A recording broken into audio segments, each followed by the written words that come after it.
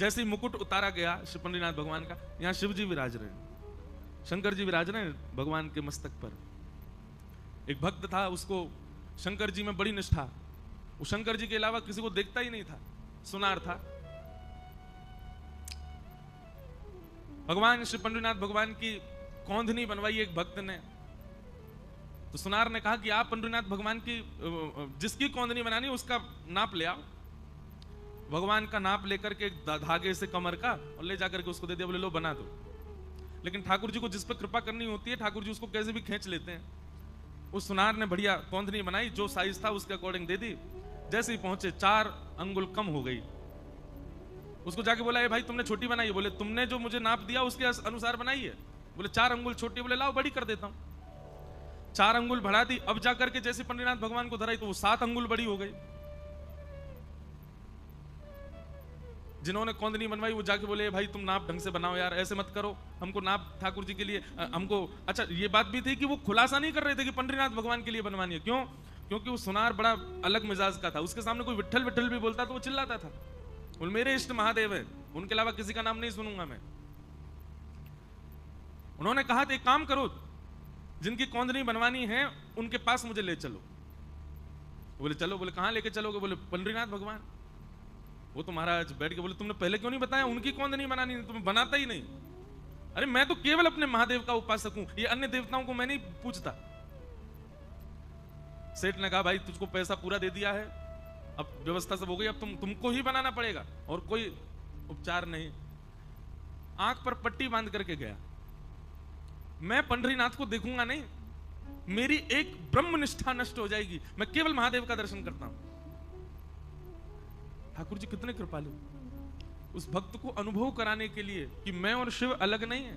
ठाकुर जी ने जैसे उसने स्पर्श किया मुखमंडल का, तभी देखता है चिदानंद रूप शिवोहम शिवोहम, चिदानंद रूप शिवोहम शिवोहम। आज एक मन में भाव आ रहा था जब अभिषेक हो रहा था कि पूरे विश्व में ठाकुर जी के चरण अभिषेक शंकर जी अपने सिर पर धारण करते हैं। गंगा जी क्या है? गंगा जी ठाकुर जी का चरणोदरी तो है, चरणामृति तो है भगवान का, उसको महादेव सिर पर धारण करते हैं। एकमात्र पंढरपुर ऐसा स्थान है जहां पर महादेव का अभिषेक होने के बाद ठाकुर जी के ऊपर आता है। एकमात्र पंढरपुर है ऐसा, नहीं तो हर जगह महादेव ठाकुर जी के चरणामृत से स्नान करते हैं, परंतु यहां पर महादेव शीश पर विराज रहे हैं, उनका अभिषेक होता है, उनका जल ठाकुर जी को आता है। केवल किसके लिए? उस सुनार के लिए ठाकुर जी ने महादेव को विराजमान कर लिया कि उसकी एक निष्ठा नष्ट ना हो। अपना कोई स्वरूप ही नहीं है ठाकुर जी का, अपना कोई श्रृंगार ही नहीं है, अपनी कोई इच्छा ही नहीं है, बस मेरे और आपके लिए ठाकुर जी बैठे। हम आप सब भी यदि उन प्राचीन भक्तों के समान भाव वाले हो जाएं तो आज भी ठाकुर जी रूप बदल सकते हैं। हमारे भावानुसार ठाकुर जी आज भी श्रृंगार कर सकते हैं। ऐसे श्री पंडरीनाथ भगवान, उनको बारंबार प्रणाम करते हैं। हम तो आज बार बार यही वंदन करके आए, नाथ जल्दी कृपा करो, साल 2 साल में एक कथा हमारी पंढरपुर में करा दिया करो। दर्शन करने तो हम ऐसे ही आ जाएंगे, आसपास बंबई में भी हुए, पूना में भी हुए, पर एक आध बार के दर्शन में सुख नहीं। अब तो 7 दिन का अच्छा लगता है कि 7 दिन आए, यहीं पर रह रहे हैं, यहीं पर खा रहे हैं, यहीं पर पढ़े हैं और यहीं पढ़े पढ़े कथा भी सुना रहे हैं, दर्शन भी कर रहे हैं। उसका सुख ही अलग है, उसका आनंद ही अलग है।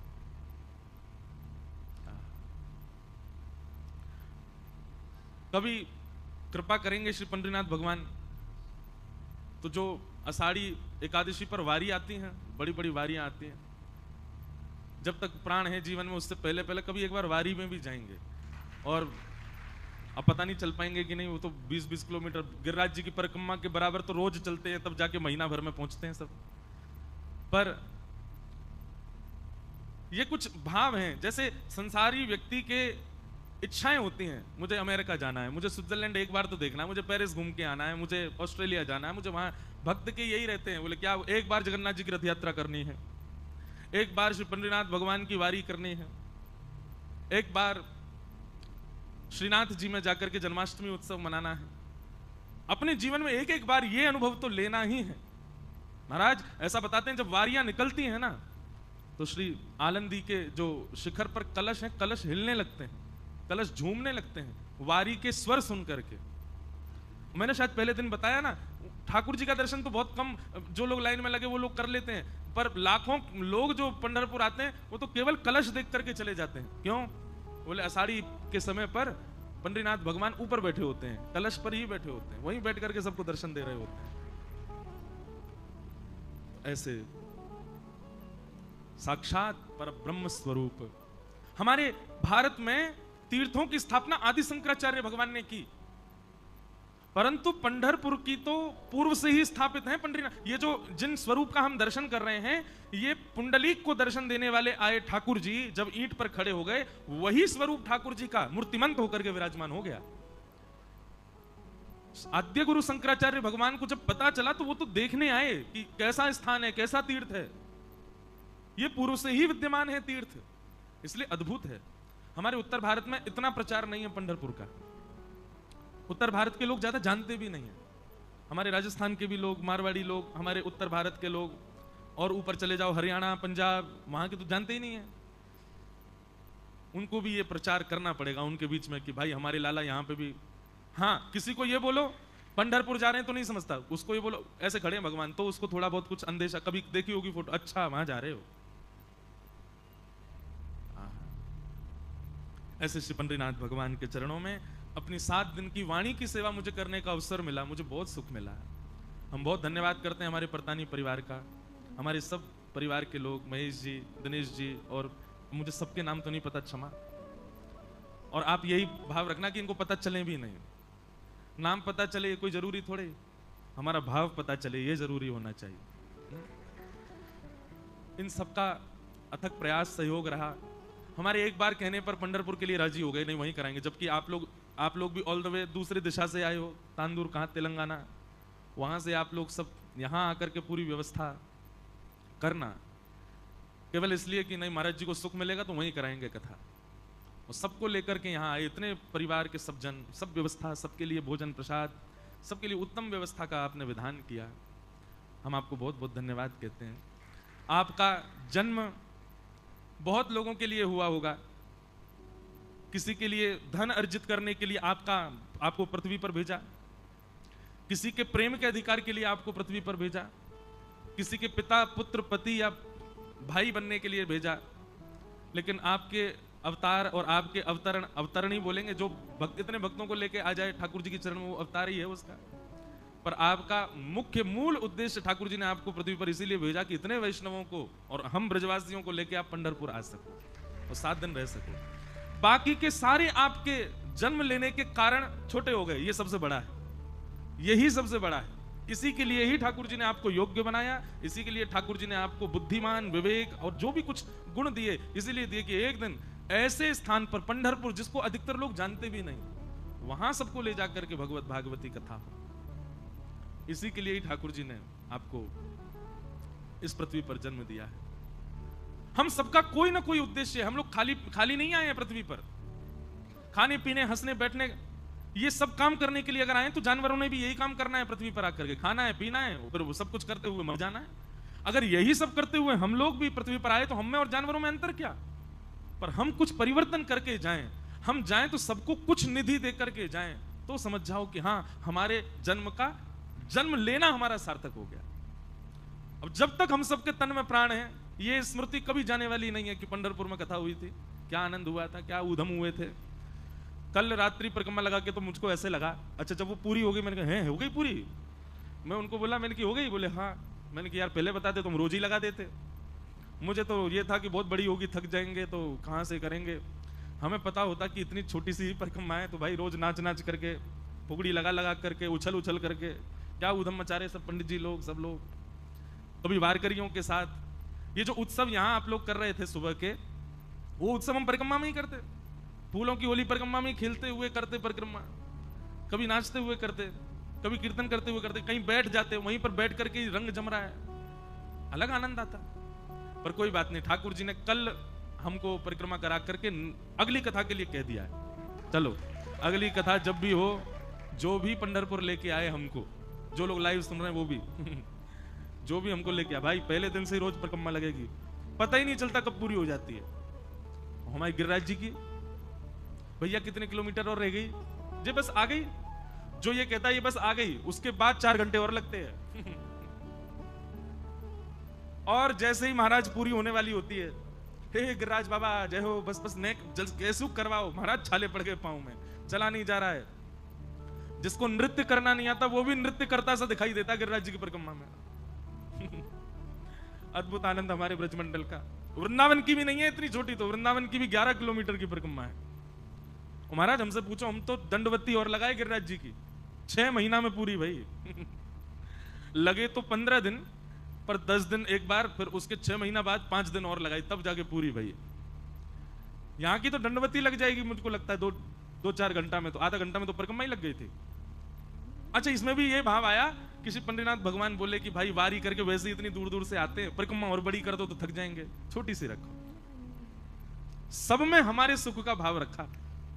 और भैया एक बात है, पूरे विश्व भर के ठाकुर, सबके ठाकुर हैं, नेताओं के ठाकुर हैं, करोड़पतियों के ठाकुर हैं, सेठों के ठाकुर हैं, साहूकारों के ठाकुर हैं, पर ये तो दीनों के ठाकुर हैं, भक्तों के ठाकुर हैं। बिल्कुल भी कोई बंधन ही नहीं है कि मुझे ये छुए, या आपसे पहले वो व्यक्ति भी छू करके जाता है ठाकुर जी को, जिसके हाथ से कई लोग पानी पीना भी बाहर आकर के उसका पूछेंगे तुम कौन हो, तुम्हारे हाथ से पानी नहीं पिएंगे, नहीं तो हम, उसको भी अधिकार है, वही अधिकार जो एक ब्राह्मण कुल जातीय व्यक्ति का है। लोग कहते हैं भगवान ने वर्णाश्रम क्यों बनाया, आके देखिए पंढरपुर में कोई वर्ण नहीं है, यहां पर, यहां सबको अधिकार है ठाकुर जी के समीप जाने का। उनको अभी पता है आपको, पहले तो पंडितनाथ भगवान को ऐसे नीचे ऊपर थोड़ा ऊंचा सा चढ़ के ऐसे गले लगाने का अधिकार था, फिर अब हम लोग तो बहुत ही उद्यमी है ना, इसलिए ये नियम कर दिया कि केवल चरण छुओ, नहीं तो पहले तो ये नियम था हर भक्त को श्री पंडितनाथ भगवान को हृदय से लगाने का अधिकार। सब हृदय से लगाओ फिर जाओ। आकर के देखिए पंढरपुर में कहां है वर्णाश्रम, कहां है जातिवाद, ठाकुर जी नहीं करते, ये सब मानवों ने किया है।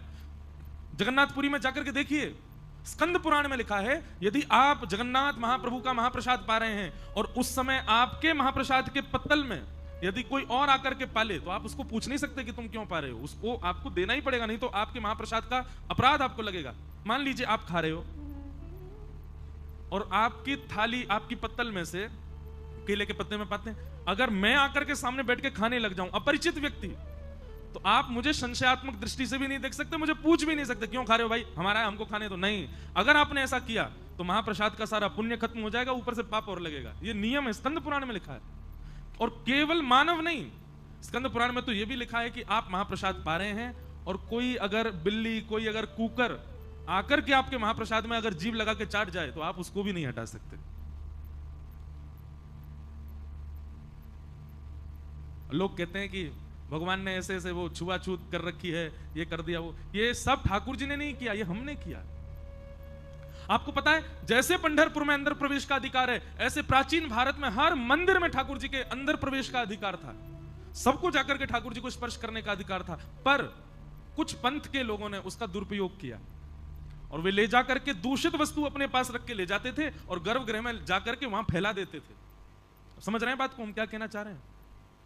कुछ अन्य पंथ के लोग, कुछ अन्य भाव वाले लोग, जिनको ये सब प्रिय नहीं है, मुगल आक्रांताओं के बाद में मुगलों ने तो हमारे सारे मंदिरों की सारी शिल्पकारियां तोड़ दी। वो तो पूर्ण रूप से चाहते थे कि हम ठाकुर जी को विद्रोह, इनको भी नष्ट कर दें। रूप बदल बदल करके दर्शनार्थी बन के आते थे और मंदिर में जाके उपद्रव करते थे, इसलिए अपरस कर दिया, इसलिए मंदिर में प्रवेश बंद कर दिया। लेकिन वो प्राचीन भारत की परंपरा आज भी पंढरपुर में बची है। मैंने जगन्नाथ जी का स्पर्श किया है। जगन्नाथ जी में भी नियम था, आज से 10 वर्ष पहले, 15 वर्ष पहले हर व्यक्ति भीतर जाकर के जगन्नाथ जी को हृदय से लगाता था। फिर हमारे पूरी शंकराचार्य महाराज जी की आज्ञा हुई कि भाई लोग मनचले बहुत होते हैं, इतनी भीड़ आती है, अब सबको हम ढूंढ तो रहे नहीं कौन कैसा है, कहीं कोई कल को गलत करे अंदर जाकर के, उसके हम प्रतीक्षा क्यों करें, इसलिए उन्होंने फिर वो बंद कर दिया। और दूसरी बात, श्री जगन्नाथपुरी का जो गर्भगृह है ना, पूरा शालिग्राम है, वहां पर पृथ्वी पर भी शालिग्राम है, पूरे सब शालिग्राम शिलाएं हैं नीचे। तो शालिग्राम जी पर चरण रखने पर अपराध होता है, तो वो केवल अर्चकों को अधिकार है अंदर जाने का, बाकी सबके लिए निषेध कर दिया कुछ वर्षों पहले। नहीं तो जगन्नाथ जी को मैंने भी स्पर्श किया।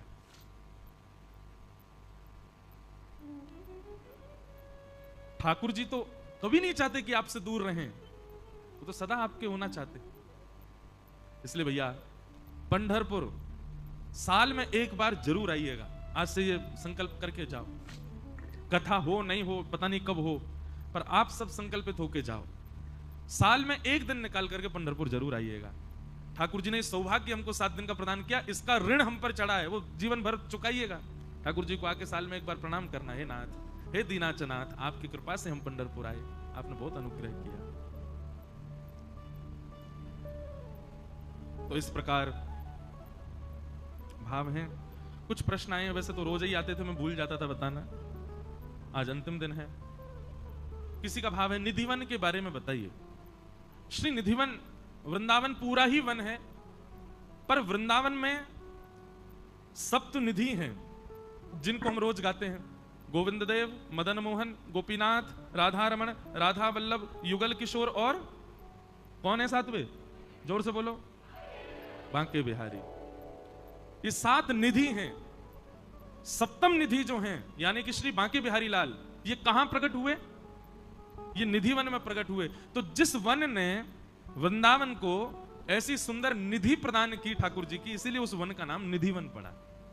तो निधि वन, जहां से श्री बिहारी जी प्रकट हुए। बंधुओं, श्री निधि वन में अपने स्वामी श्री हरदास जी महाराज विराजते थे और वहां विराज करके भजन करते थे। अभी आप लोगों को इसका विस्तार सुनना हो तो 20 तारीख से हमारी कथा सुनिएगा। 20 से 26 अगस्त भक्तमाल कथा पहली बार हम करने जा रहे हैं श्री जयपुर में। जयपुर में ही भक्तमाल जी लिखी गई हैं, वहीं गलता जी हैं स्थान, वहीं पर भक्तमाल जी की रचना हुई। और जिस स्थान पर हमारी कथा हो रही है, सरस कुंज, सरस कुंज का ही उत्सव है। सरस माधुरी जी के पद में गाता हूं कभी कभी कथा में। बड़ी पुरानी आचार्य परंपरा का स्थान है जिसके निमित्त ये कथा हो रही है। तो वहां पर हम 3 रसिक जनों की चर्चा करेंगे, स्वामी श्री हरिदास, हरिवंश महाप्रभु और श्री हरिराम व्यास। तो उसमें और विस्तार से मैं बताऊंगा, पर मैं थोड़ा सूक्ष्म में बताऊं। निधि वन में स्वामी श्री हरिदास जी विराजते थे और वहां वे शामा शाम की नित्य लीला विहार का चिंतन किया करते थे, मानसी में दर्शन किया करते थे।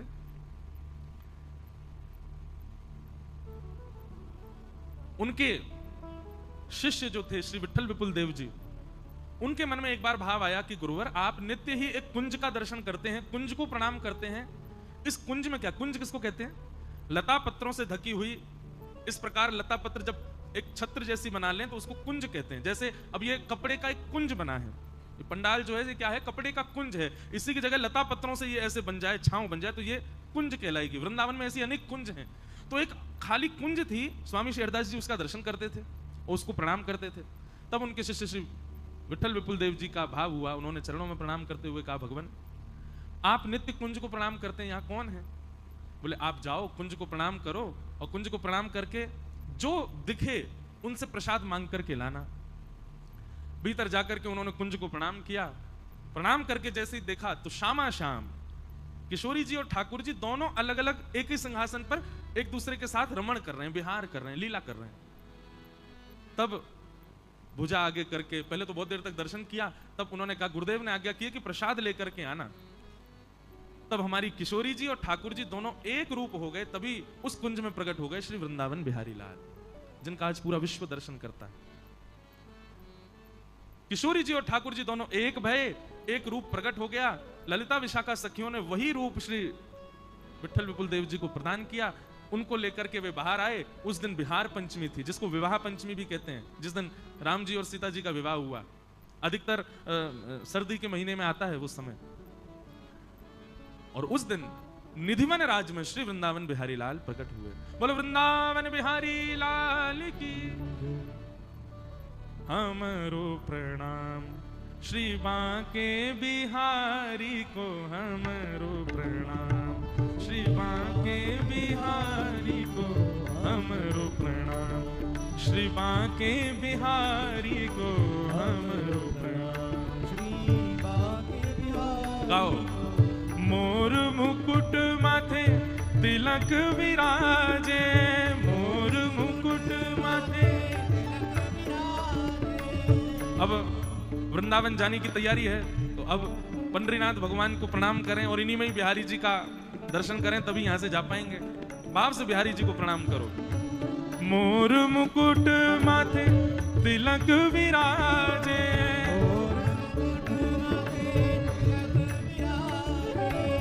कुंडल अलंकारी को, कुंडल अलंकारी को, कुंडल अलंकारी को, कुंडल अलका गाँव भाव से ओ हमरो प्रणाम, श्री बांके बिहारी को हमरो प्रणाम, श्री बांके बिहारी को हमरो प्रणाम, श्री कुंज बिहारी को हमरो प्रणाम, श्री कुंज बिहारी को। अधर मधुर धर मुरली बजावे,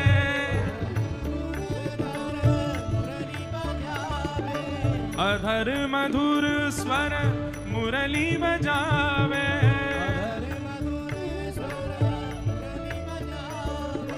रिझे रिझावे राधा प्यारी को,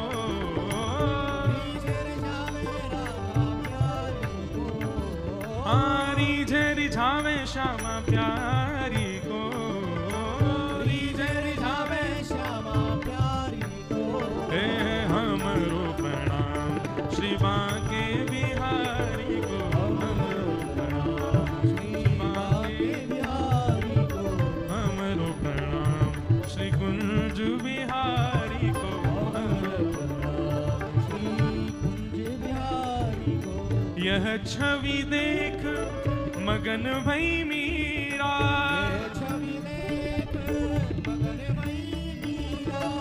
यह छवि देख मगन भई मीरा,